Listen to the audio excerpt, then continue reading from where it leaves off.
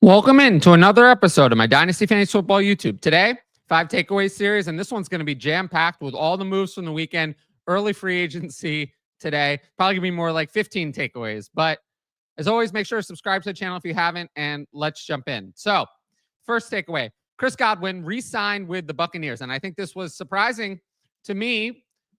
He signed a 3-year deal worth $66 million with $44 million guaranteed. Now, what was surprising was the size of the deal. Godwin took, it's confirmed, a lot less money to return to the Buccaneers. I thought it was going to be more like 26, 27, 28 million a year. I do think the Patriots offered that to him. He turned it down. So for fantasy football, we know the Bucs lost Liam Cohen as their OC, he's the head coach of the Jaguars. I still think Godwin is the wide receiver one on the Bucs. He was the wide receiver one last year. I mean, he was top 3 wide receiver. In the 7 games, he played 50 catches, 576 yards, 5 touchdowns, 62 targets, 7.1 catches, and 82.3 yards a game. He was having a career year. Outside of 2019, which he also was a top 3 fantasy wide receiver, this was his best year. So Godwin was amazing. Now, I'm going to try to give you something to do. We're not going to look at specific trades today. There's too much news. But just more generally, I consider exploring the market on all 3 Bucs wide receivers. That's Godwin, Mike Evans, and Jalen McMillan. So for Godwin, I can't imagine I'd be buying. A lot of injury risk on a 29-year-old. So I'd consider selling. Now could be a good time to sell, but probably not buying at all. For Evans, I cannot imagine I'm paying the price for a contested catch wide receiver who will turn 32 before the season starts. There has never been a wide receiver in that archetype to age past age 32 ever. So Evans will be the first one. It's possible, but I'm going to bet against him. So again, whatever his price is, I'm probably selling. And then for Jalen McMillan, hard to sell now. I was kind of recommending selling him before. I'd consider buying dirt cheap, but it would have to be really cheap. I feel like he's going to be a roster clogger now and not someone I'm really looking to buy in on long-term. But good for Godwin and great for Baker Mayfield. I think that's my biggest takeaway, even if there's nothing too actionable about that. So the next huge piece of news, this one was actually from last night. DK Metcalf was traded to the Steelers. The Steelers gave up their 52nd overall pick for DK Metcalf. It's a high price to pay, but they needed a wide receiver one. They have their wide receiver one. They've been trying for so long to get one. Metcalf received a 5-year, $150 million contract from the Steelers. It includes his 2025 number of $18 million. So runs through 2029. I didn't have exact guarantees. I assume it's pretty high. But obviously, they see Metcalf as their wide receiver one. Now, last year, Metcalf was fine. 66 catches, 992 yards, 5 touchdowns, 108 targets, 4.4 catches, and 66.1 yards a game. If that was all he was going to do, I don't think this trade makes sense. So I would assume that we're getting something a little better than what we got last year, despite the Steelers' offense. And as of this recording, 2:13 Eastern, I don't know who the Steelers quarterback is. Maybe I will know by the end of the video. We'll have to see. What would I do? I can tell you I'm not selling Metcalf. I think people see this generally as a negative because of Arthur Smith. They don't like Arthur Smith. So I believe in the talent of Metcalf. We know Metcalf is a good player. Here's the reason why I would buy now. A couple of things. One, people are fading him because of the landing spot. I take him cheap and take the rest of his career. It's going to be a career. It's going to be fantasy relevant. The second thing is, can DK Metcalf and George Pickens really coexist? George Pickens is in the last year of his deal. George Pickens probably wants a contract extension. Are they going to give George Pickens a contract extension after paying Metcalf? I highly doubt it. They could, but I doubt it. So if they trade George Pickens and it's just Metcalf and some, who knows, Metcalf could gain a lot of value back. So for me, right now is kind of a lull for Metcalf. I'd absolutely look into buying him, especially if it comes cheap. But overall, it's a good move for the Steelers. I think they had to do something like this. My next piece of news that I'm going to break down is Geno Smith was traded to the Raiders. This happened on Friday night, right after I was done recording. The Raiders gave up the 92nd overall pick for Smith. And honestly, this feels like an eternity ago, but, I haven't talked about it. To me, this felt like a breakdown over money between Smith and Seattle. It was later of their 2/3 that the Raiders gave up. It's not a big price to pay. Smith was a solid quarterback in 2024. So in 17 games, he has 70.4% completion, really accurate. 21 touchdowns, 15 interceptions, 7.5 yards per attempt, 254.1 passing yards per game. By some metrics, it was his best year in Seattle.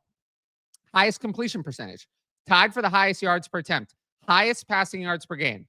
Again, there is no doubt that Geno Smith is a starting caliber quarterback. He was a clear, you could say, top 20 quarterback last year for sure. So there's no doubt about that. And in his 3 years in Seattle, 68.5% of his passes completed, 7.4 yards per attempt, 249.5 passing yards a game. Again, this is a starting quarterback. No signs of decline, but he kind of has limited upside. He turns 35 in October, so he's getting older. There's some age risk, I think, at that point. Are you actually going to win anything with Geno Smith? Probably not. So I kind of get why he only went for a third-round pick, especially if you have to make a big money commitment to him. Now, what do we do for fantasy football? So for me, it doesn't do too much for the weapons on the Raiders. I mean, the only one currently there that we care about is Brock Bowers, and Brock Bowers was good with horrible quarterbacks. So I don't think it's going to matter all that much. But the big thing is, I'd be open to buying Smith in Superflex leagues. I do think he's going to get a contract extension and be the quarterback here for the next 2 years at least. And there's value in that in Superflex leagues. As for selling, I'd be fine with that too if someone's overexcited. But right now, I'd more consider buying before the extension drops. After it drops, there'll be another value bump, I think. But right now could be a good buy window for Geno Smith. But overall, I think it's a good move for his career, especially if the Seahawks were going to be gutting their offensive weapons. I actually think he might have better offensive weapons on the Raiders. Who knows who they're going to add? They still have opportunities to add players. So I'd be willing to take a shot on Geno Smith in Superflex. Now, this is a mammoth video, but if you like my YouTube content, you should sign up for Patreon. We'll do a short Patreon promo. I'm still offering that 50% discount at all tiers using code TylerYT. You get my rankings, access to Discord, all my write-ups, direct message fantasy advice, and ability to ask advanced questions for the YouTube videos. Tiers begin at just $5 a month, $250 with the discount. If you want to know more about the Patreon, check out my Why You Should Join the Patreon videos on the channel. We saw X had an outage today. We saw that, I'm not exactly going through my YouTube comments and answering all the questions. I am active today. I have been going over every free agent signing in the Patreon as it happens, not waiting for a YouTube video to drop. So if you want my immediate reactions, I'm not doing it on the other places. The Patreon Discord is the only place to get that. So I hope you join. Again, code TylerYT for 50% off your first month. With that said, we'll move into my next topic. So next one, Davante Adams signs with the Rams. And this is something I've been talking about. I've been saying Rams or Packers pretty much all offseason. And if you saw my prediction in the Patreon Discord, I said that he would sign a 2-year deal worth $45 million with $25 million guaranteed. So I was pretty close. It's a pretty large deal. I mean, Adams is the clear wide receiver 2 on the Rams behind Puka Nacua. I did talk about Adams as a sell last week. Now would be an excellent time to capitalize on that. But we talked about that already. So I want to focus on some other things. Matthew Stafford will have ridiculous weapons to work with in 2025. He has Puka Nacua. Now he has Davante Adams, who was still good last year. He will have Tutu Atwell, who they re-signed as a wide receiver 3. Pretty good for a wide receiver 3. Tyler Higbee was effective down the stretch. He has Tyler Higbee. Kyren Williams, he has in the backfield. I think he's going to get an extension. And that doesn't even include the possibility that the Rams could use the draft to add players. They have Jordan Whittington for depth, but could they add a better tight end in the draft? Absolutely. Could they add a depth wide receiver in the draft? Absolutely. So Matthew Stafford, they are all in. They have pushed their chips in. So for me, Matthew Stafford, am I buying? It's a little old, 37. I'm a little nervous, but if you have him in Superflex, I would need a lot to sell. He's probably more of a hold for me. But to me, the actionable move is not really with, Matthew Stafford, Davante Adams. People playing Dynasty, for my Patreon or whatever, probably don't have those players. They're old. They've sold them already. The thing to actionably do is to take a discount on Puka Nacua. Puka Nacua is a stud. Puka Nacua is an elite wide receiver. He is. He's elite. Go look. When this is not the Puka Nacua episode, I could do this maybe on another but Dynasty Buys episode in the future. He was the best in multiple metrics last year. I mean, he was the second best fantasy receiver from when he came back from injury. If you look at PFF's route grade, his grade number 1 in yards per route run against man. He was one of the best, top 3 against zone. One of the best, top 3. I don't need to maybe I do. I don't know. I don't need to convince you, hopefully, that Puka Nacua is a superstar. If he comes at any, and I mean any discount, because of the addition of a 32-year-old wide receiver, Davante Adams, who was still good, but Puka Nacua was elite when Cooper Kupp was playing well, I'll take that discount and run. I will. I did not really move Nacua in my rankings. I moved him, down maybe a tiny bit, but he's still my Dynasty wide receiver 5. So if you get any discount, I'd take it because he is elite. So I got breaking news in the middle of the video, just in time for takeaway number 5, that Sam Darnold signed with the Seahawks, as we expected after the Geno Smith trade. Darnold signed a 3-year deal worth $110 million with $55 million guaranteed. This is probably smaller than we were thinking early on, but given lately, maybe it's bigger than what we were expecting in the last couple of days. The relatively low guarantee means that if you split the $110 million, that's like $37 million a year. So basically all of year 1 and half of year 2 is guaranteed. So they're probably going to go with Sam Darnold for 2 years, but if it's bad, they can move on from him and only go 1 year. So paying $55 million for 1 year is not the end of the world. So now I will say, I did talk about this scenario. The Seahawks throw Geno Smith overboard and sign Sam Darnold on February 4th. So, obviously I have no sources. I'm not a reporter, but I do sometimes have some good logic. So this was something I did talk about over a month ago in the Patreon Discord. Maybe something you would have been thinking about if you'd been in there. Now, the Seahawks, they were a great offense. Now, no DK Metcalf, no Tyler Lockett. So he does have Jackson Smith and Jigba to work with. But after that, there's nothing there. So we'll see. They might sign someone. I don't know if they've done that yet when I'm recording this video. But I can tell you that whoever they add, it's not going to compare to Justin Jefferson, who Sam Darnold threw to last year. They're not going to get Justin Jefferson type player. Clint Kubiak is the new offensive coordinator who does run a similar system to Kevin O'Connell. It's that, that tree, that McVay tree, Shanahan, that system. So from that perspective, it makes sense. And again, after the Smith trade, everyone immediately said that this would happen. I talked about it over a month ago, but people were, got to it at their own pace. So what would you do here? Well, for me, there's not much to do with Sam Darnold, right? I mean, what do you do? But I will say, JJ McCarthy, I am a little nervous. He's in that value range for Superflex where I'm mostly holding. I build my team around quarterbacks, but I'm a bit nervous. I've been valuing JJ McCarthy as if Darnold was gone pretty much after the playoff loss. That was very clear. That was what was happening. But some may give JJ McCarthy a big value spike. At the end of the day, JJ McCarthy is a prospect who has minimal experience throwing in college, who wasn't a top 5 pick and missed his rookie year.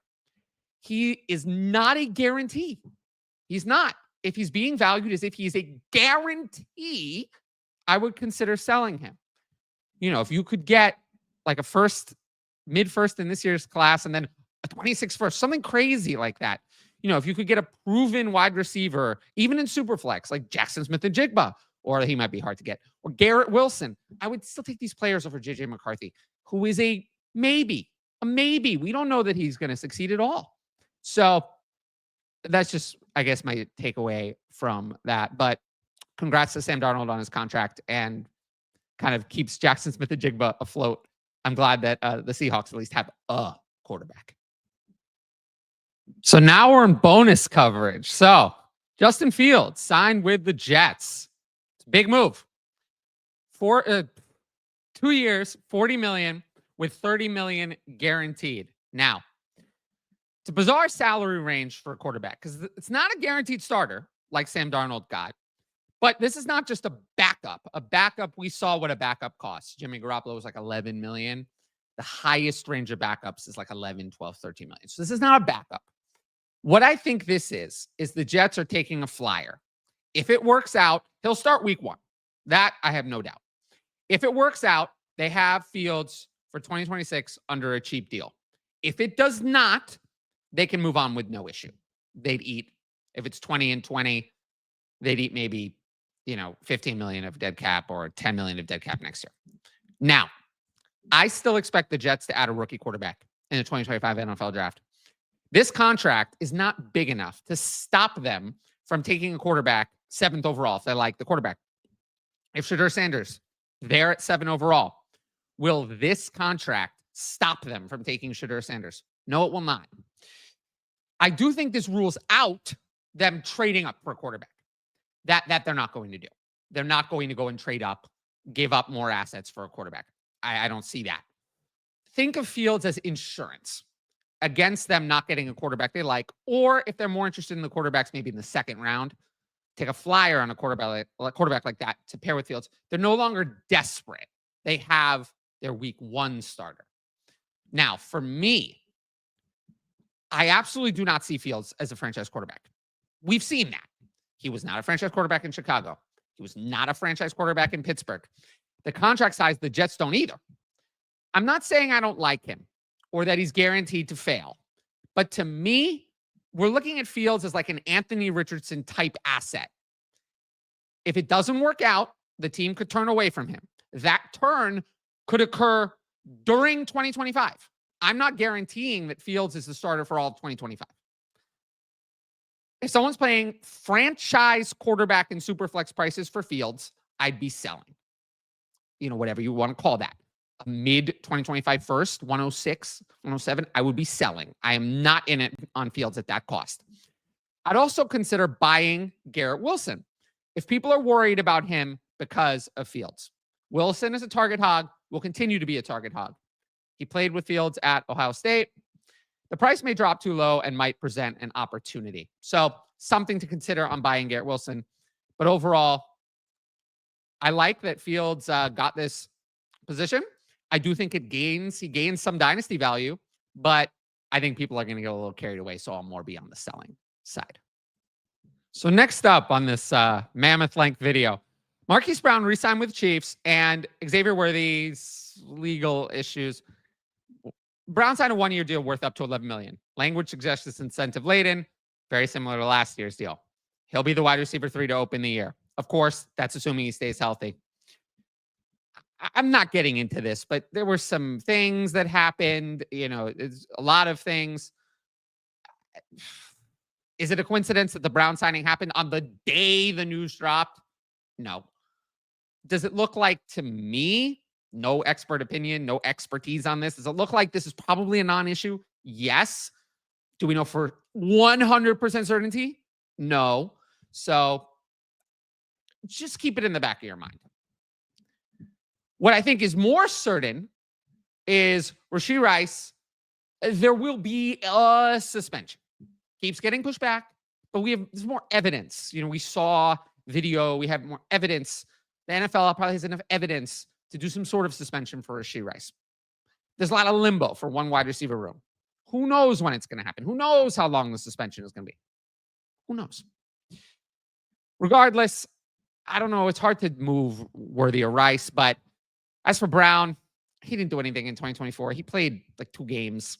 He was fine. He turns 28 before the season starts. I just have no interest in this type of player. Take any second, move on from Hollywood Brown. I'm just not interested in Hollywood Brown. Now, this one, a player is kind of relevant. Aaron Jones re-signed with the Vikings. It was a pretty big deal. 2 years, $20 million with $13 million guaranteed.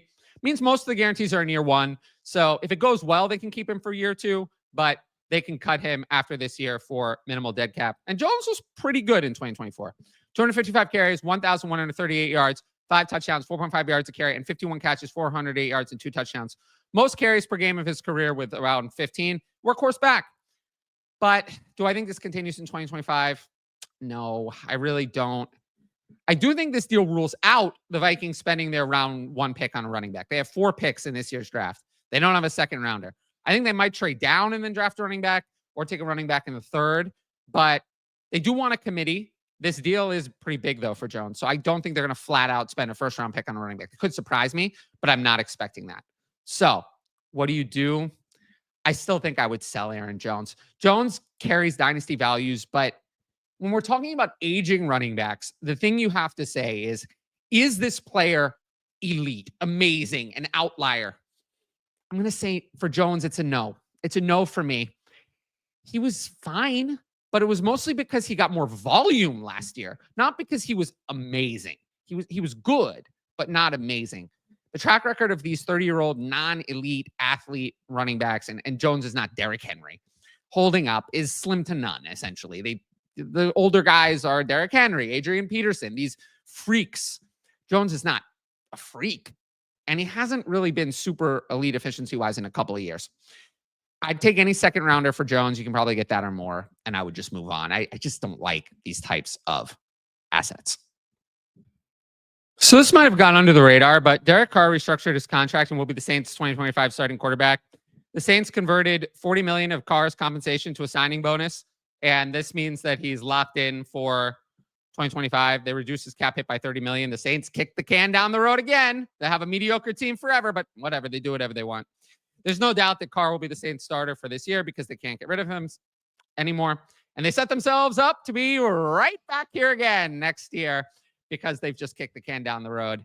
What a decision that they made. It was a dumb decision, but this is what they did. And for fantasy football dynasty, I'm not sure even what you do. I'm not buying Carr. No one's giving up anything for Carr. You probably just don't do much here. You might avoid the situation, I guess is what I would say. So this one just broke. Dyami Brown signed with Jaguars, a 1-year deal worth $10 million guaranteed, worth up to $12 million with incentives. I mentioned Dyami Brown as a stash. I felt like he would price himself out of the Commanders, and he did. So for me, I think I see Brown replacing Gabe Davis as the outside wide receiver 2, opposite BTJ. Davis might be traded. His cap is underwater, but clearly the new Jaguars general manager, James Gladstone, is not interested in what he inherited. Everyone is gone. I think Gabe Davis is also gone. And I do think the Jaguars still add a slot wide receiver to complement BTJ and Brown. For me, like I talked about on the stash videos, I'd sell Brown if there's any market. There's probably no market, but I consider selling him if there is. He hasn't really broken out. He broke out down the stretch of his 4th season in the NFL. We stash to then sell. So that is what I would do. I would move on from Dyami Brown. So next up, Josh Palmer signs with the Bills. This just happened. Palmer signed a 3-year, $36 million contract with $18 million guaranteed. It's a decent sized number. Certainly not a backup salary. Bills already have Khalil Shakir in the slot, who they extended. So Palmer's probably now their outside wide receiver 1. But the Bills offense kind of doesn't make sense, though. They don't have a true difference maker at wide receiver. Palmer is not that. We know that already. Keon Coleman doesn't look like he's going to be that. Now they have Dalton Kincaid, who doesn't fit. They have Dawson Knox still playing tight end. There's a lot of kind of meh and not one difference maker. I do think this closes the door on Amari Cooper coming back, though. What would I do? For me, I'd consider selling low on Keon Coleman. Some might say there's a buying opportunity. That's not what I see at all. Coleman did not deliver in 2024. Now he's gotten replaced and may continue to get more competition in the future. He couldn't even beat out Matt Collins last year at times. I don't see it with Keon Coleman. People are going to say there's still potential, but not a prospect I liked. Didn't deliver. And now I think it's time to move on. You can get, a mid-second this year. I would do that and just move on from Keon Coleman. So next up, Elijah Mitchell signed with the Chiefs. And I actually was kind of surprised. I didn't think Elijah Mitchell would be this interesting in free agency. Got a 1-year deal worth up to $3.5 million. And it's obviously incentive laden. I don't think Mitchell's a real challenge to Isaiah Pacheco, but I didn't think Kareem Hunt would be either. And then he was. So I was wrong about that. I do think this signing closes the door on a Hunt return. There's a lot in common, I think, between Mitchell and Hunt. I don't think all three would really do anything. So I think they're looking at Mitchell as the backup. However, I guarantee you, people are going to talk themselves into the Chiefs being done at running back. And I cannot imagine their entire plan was just to add a player who missed the entire 2024 season due to injury. Mitchell didn't even play alongside Pacheco and call it a day. That seems absolutely impossible to me. The Chiefs will be targeting a running back in the NFL draft. It's a question of how high. But right now, I see that they have two backups. Two backups. They don't have a starter. So we're going to see who they draft. Whatever it is, I could not be less interested in Isaiah Pacheco. He's a hard sell for me. So we're coming to the end here, but one more piece of news. Jaylen Warren received the second-round restricted free agent tender from the Steelers. What that means is it's worth $5.35 million. If a team wanted to tender Warren to a contract offer and the Steelers declined to match, the Steelers would get a second-round pick, which means that no team's going to do that. So Jaylen Warren's going to be back on this contract. Now, for me, I'm mostly just in wait-and-see mode. I want to see what else is going on with the Steelers' backfield. I'm not really doing anything. I just told Jaylen Warren. Maybe I'd consider selling if, after things die down a little bit. But overall, I'm not making any big moves here. And I think there's almost no chance that Jaylen Warren is the workhorse starter. But I think, most people agree with me in that. Just a couple more things to cover. Mike Gesicki re-signed with the Bengals. 3 years, $25.5 million, a decent sized contract. But, does it rule out the Bengals adding another tight end in the 2025 NFL draft? No, it's not going to be their first round pick. They could do a day 2 pick to develop, but Gesicki is going to be their starter. For me, I'd consider selling Gesicki if there's any market. I would, he did get a multi-year deal, so I need to get something that's not totally worthless. I want to start from multiple thirds and go from there. But I'm okay holding him for some in-season streaming upside if I don't get an offer that I like. It's just hard to get the type of return for these types of players that actually makes it worth selling them. But Gesicki did sign this contract. He'll be back with the Bengals. So Zach Ertz re-signed with the Commanders. 1-year deal, $6.25 million guaranteed with another $2.75 million in incentives, so up to $9 million. And, that's a pretty good deal. I mean, I think he's definitely the clear starter. But maybe Ben Sinnott will get more involved. But I don't know about that because the Commanders also retained John Bates on a 3-year deal. So, yeah, the waters are muddied for Ben Sinnott. Yeah, I mean, Ertz was pretty good last year. 66 catches, 654 yards, 7 touchdowns, 91 targets, 3.9 catches, and 38.5 yards a game. He was the clear second target. He limited Sinnott to just 5 catches, 28 yards, and touchdown. Commanders added Deebo Samuel, who I would think is ahead of Ertz, but Ertz for now would be the third target. As for what I do, I mean, there's nothing you can do with Ben Sinnott. You'd probably just have to hold him. I don't know if I'm buying. Maybe I'd throw a fourth at him in tight end premium leagues. That probably doesn't buy him. But for Ertz, I'm probably just moving on. It's all volume. He's so old. The odds that a 34 going on 35-year-old tight end is fantasy relevant against stronger competition, target competition in 2025 are slim. So if you can get a third, I'd take it and move on from Zach Ertz. So Samaje Perine signed with the Bengals, not with the Bucs for $23 million, but instead with the Bengals for a 2-year deal worth $3.8 million. Very low number. Not even true backup money. To me, this is veteran RB3 money. This is nothing. So for me, I would consider selling Chase Brown just like I have been. Similar to Elijah Mitchell, there are going to be people who say, well, this signing is good because it shows the Bengals have their backup. They're not going to take a running back to the NFL draft. I definitely don't agree. This signing does nothing to change their 2025 NFL draft plans at all. They want to take a running back. They will. Samaje Perine is not good enough to be an RB2 in 2025. Now, I'm going to wrap up the video here. So if you like the video, make sure to support the channel by subscribing. And don't forget to hit that notifications bell so you can be notified about all my exciting content as it drops. I'm wrapping up around 3:30 Eastern time on Monday. So anything that happened after that will be covered in a future video. Of course, if you want my best fantasy football advice, it's available on the Patreon. We're Dynasty content year-round. 50% discount at all tiers using the code TylerYT. You can sign up in the top right corner, patreon.com/fantasyadvice. Every sign-up helps support my independent content.